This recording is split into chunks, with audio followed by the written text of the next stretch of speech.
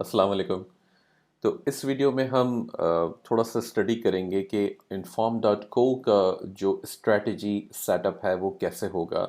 Strategy क्या होती है कि इसकी मुख्तलिफ़ किस्में हैं और जिसमें buy box get the buy box वाली है पहले, और compete विद फीचर्ड मर्चेंट्स है, सेल्स वेलोसिटी है, compete विद लोएस्ट प्राइस है, ये बिल्ड योर ओन है। तो 5 किस्म की हमारे सामने स्ट्रेटजीज़ हैं। ज़्यादातर मैं 2 किस्म की स्ट्रेटजीज़ यूज़ करता हूँ। जो पहली है गेट द बाय बॉक्स और दूसरी है compete विद लोएस्ट प्राइस। पहला सेटअप हमारे पास, ज़ाहिर सी बात है, वो नाम आपको नज़र आ रहा है, स्ट्रेटजी नेम, जो कि हम इस बनाते हैं जब कोई भी नाम आप असाइन करते हैं। और मैं ज़्यादातर स्ट्रेटजी टाइप के मुताबिक ही या स्ट्रेटजी के किस्म के मुताबिक ही नाम असाइन कर देता हूँ। और कुछ जो परसेंटेज जो मैं असाइन करना चाहता हूँ प्रॉफिट का या आरओआई का, वो मैं उसके साथ वहाँ पर एडअप कर देता हूँ। और अब इसके अंदर हम इस वक्त फ़िलहाल इस वीडियो के अंदर हम गेट द बाय बॉक्स की स्ट्रेटजी को स्टडी करेंगे। तो हम उसे सेलेक्ट कर लेते हैं और नेक्स्ट करके हम आगे बढ़ते हैं। तो नेक्स्ट यहाँ पर कहेगा get the buy box settings है, और इसमें पहला ऑप्शन हमसे पूछता है when there is no competition. तो कहता है कि जब कोई कंपटीशन नहीं है तो मैं क्या करूँ। डू नॉट रीप्राइस का मतलब मैं कुछ भी ना करूँ, ठीक है। और अगर जो है कुछ अपने एडिशनल ऑप्शन है कि जी या तो लोएस्ट प्राइस पे जाना है या हाईएस्ट प्राइस पे जाना है, तो अब वो आपकी मर्ज़ी होती है, लेकिन नॉर्मली हम इसको डू नॉट रीप्राइस कर देते हैं। क्यों? क्योंकि हम ये समझते हैं कि जी अगर कोई भी कंपटीशन नहीं है तो हम अकेले हैं, या तो हम प्राइवेट लेबल कर रहे हैं उस आइटम को, या हमारे पास इस वक्त अपॉर्चुनिटी अच्छी है। तो ठीक है जी, प्राइस जो इस वक्त रखे गए हैं वही रहने दो। अब हो सकता है कि वो मिनिमम हो सकता है वो मैक्सिमम हो सकता है वो कहीं दरमियान में हो। तो आपकी मर्जी है बेसिकली, लेकिन हम एंड ऑफ द डे ये देखते हैं कि जी रीप्राइस करना छोड़ दो उसको, उस आइटम को, जब तक कोई कंपटीशन नहीं है। तो फिर वहाँ पर वो आइटम जो है वो हमें एक मुनासिब प्राइस में बिक रही होती है। नेक्स्ट है when the competition is below your minimum price. तो बिलो योर मिनिमम प्राइस का मतलब ये है कि आपके प्राइस अगर एक्सक्यूज मी, आपके प्राइस अगर फॉर एग्जांपल किसी आइटम के मिनिमम जो है वो $100 थे और किसी कंपटीटर ने $99 लगा रखे हैं, तो हमने क्या करना है, तो हमने ये करना है कि जी यूज़ मिनिमम प्राइस। तो ठीक है, जो हमारे मिनिमम है $100 तो वही रहने दें। तो जब हमारे मिनिमम के पीछे कोई जाने की अपॉर्चुनिटी या ऑप्शन नहीं है तो बस वही यूज़ करो, $100 पे लाके रोक दो उसको। अब दूसरा जो सेलर है वो 99 में बेच रहा है, हो सकता है वो आउट ऑफ स्टॉक चला जाए तो हम ऑटोमेटिकली लोएस्ट सेलर बन जाएंगे। या हो सकता है कि वो कॉम्पिटिटर जो है फिर देखे कि जी ठीक है 19, अगर लेट्स से उसका गैप ज़्यादा था, वो 95 पे था, हम 100 पे थे मिनिमम में, तो उसने देखा जी अगला सेलर जो है वो 100 पे बेच रहा है, तो क्यों ना मैं 99 पे बेचूं। तो जब वो 99 पे अपने प्राइस को लेकर आएगा तो फिर वहाँ आपके लिए चांस बन जाएगा बाय बॉक्स हासिल करने का, क्योंकि आप उसके लोएस्ट प्राइस से करीब हो जाते हैं। तीसरा ऑप्शन है इसमें when the competition matches your minimum price. तो जब ऐसी बात होती है तो इसमें ये मतलब है कि जी आपके जो मिनिमम प्राइस हैं या जो भी आपका मिनिमम प्राइस इस वक्त रखा गया है उसके अगर मैच हो जाता, तो ये बेसिकली वही वाली बात है जो मैंने पहले ऊपर बताई। लेकिन इसका मकसद सिर्फ ये कि अगर वो मैच करता है तो क्या करें, तो हम उसमें भी मिनिमम ही रखेंगे, कुछ नहीं कर सकते हम इससे ज़्यादा। बाकी price out of stock listing का मैक्स प्राइस करना है वो उसको मैं डिसेबल रखता हूँ, उसकी हमें ज़रूरत नहीं है सच, क्योंकि वो जो आउट ऑफ जो स्टॉक मॉनिटरिंग का सॉफ्टवेयर है वो यूज़ करेगा। नेक्स्ट इसके अंदर हम करते हैं तो यहाँ पर कहता है जी सेट मिनिमम और मैक्सिमम प्राइस। तो अब इसको किस बिहाफ पे रखना है, वो अपने प्रॉफिट मार्जिन पे जाना है, रिटर्न ऑन इन्वेस्टमेंट पे जाना है, उसके अलावा फिक्स प्राइस है और एडिशनल स्ट्रेटजीज के जो ऑप्शंस हैं वो मौजूद है। मैं नॉर्मली रिटर्न ऑन इन्वेस्टमेंट पे जाता हूँ। उसकी वजह यह है कि मैं ये देखता हूँ कि मैंने जितना इन्वेस्ट किया है उसके ऊपर मुझे रिटर्न कितना मिलेगा। लेट्स से मैं $100 इन्वेस्ट कर रहा हूँ और मैं एक्सपेक्ट करता हूँ 10% रिटर्न, तो मुझे $10 $100 इन्वेस्ट करते वक्त मिलने चाहिए। अब हो सकता है वो आइटम जो है वो $150 का बिका या $120 का बिका, लेकिन मैं वहाँ पे उसको रिटर्न ऑन इन्वेस्टमेंट के तौर पे देख रहा था।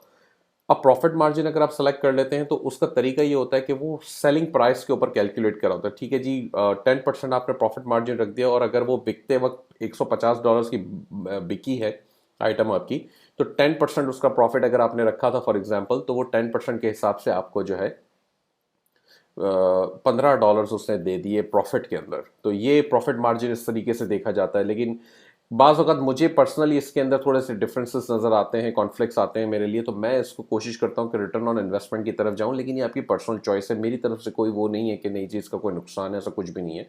बिल्कुल आप इसको प्रॉफिट मार्जिन के तौर पे भी लेकर चल सकते हैं। तो फिर उसमें फिर इन्फॉर्म्ड रीप्राइसर जो है वो ये कोशिश करेगा कि आइटम के प्राइस इस तरह से रखे कि आपको मिनिमम जो है वो 10% प्रॉफिट मिले, या जितना भी परसेंट आप रख रहे हैं प्रॉफिट के तौर पे वो आपको उसमें मिलना चाहिए।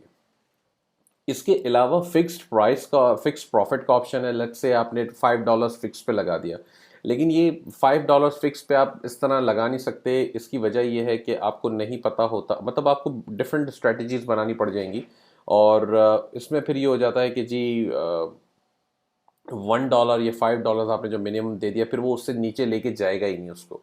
अब आइटम ही अगर $10 का है और उसके ऊपर आपने $5 मिनिमम लगा दिया होगा अगर, तो बात फिर वही आ गई कि जी वो $15 से नीचे लेके ही नहीं जाएगा, और दूसरे सारे सेलर्स अगर 10% पे चल रहे हैं तो वो $10 वाली आइटम के ऊपर ज़्यादा से ज़्यादा $1 कमा रहे होंगे, $2 कमा रहे होंगे, उनके प्राइस 11 और $12 होंगे, आपके प्राइस 15 से नीचे ही नहीं आएंगे।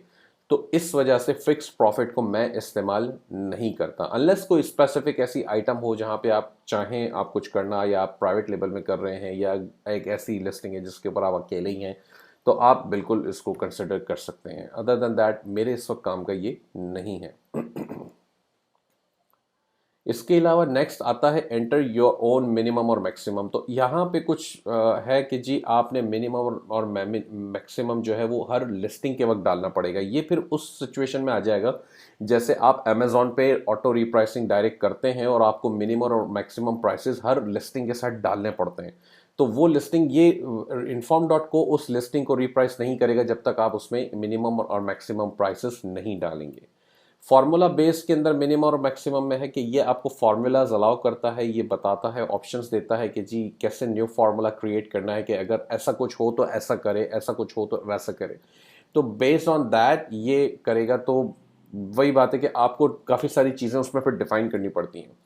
जैसा कि मैंने कहा, मैं ज़्यादातर रिटर्न ऑन इन्वेस्टमेंट पे जाता हूँ। तो इस स्ट्रेटजी, क्योंकि हम इसको लेके चल रहे हैं बाय बॉक्स वाली को, तो इसमें हम रिटर्न ऑन इन्वेस्टमेंट पे जाते हैं, और इसके बिहाफ पे मैं जो है अपनी मिनिमम और मैक्सिमम आरओआईज डिफाइन करूँगा। और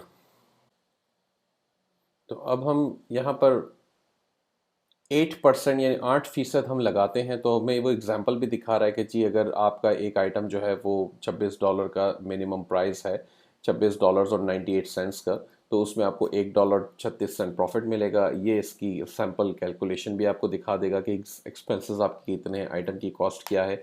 ये इस वक्त एक सैम्पल के तौर पे आपको दिखा रहा है, इसको आपने ऐसे नहीं लेना कि आपकी कोई रियल प्रोडक्ट है, ऐसा कुछ भी नहीं है। तो इसके बाद आपने मैक्सिमम प्राइस डालना है, मैक्सिमम आरओआई। तो मैंने मिनिमम अगर जैसे 8% रखा था, तो ये मेरी चॉइस थी। आप, मेरी तरफ से कोई वो नहीं है, आप 10% रख सकते हैं, 5% रख सकते हैं, वो आपकी मर्जी है। मैक्सिमम आरओआई के अंदर फिर आप, अब ये डिपेंड करता है कि आप कितना कितना बड़े लेवल पे जाना चाहते हैं। जो लिस्टिंग आप डाल रहे हैं उसको थोड़ा सा नज़र मार लें कि उसके अंदर और सेलर, महंगे वाले सेलर्स कितने महंगे जा रहे हैं।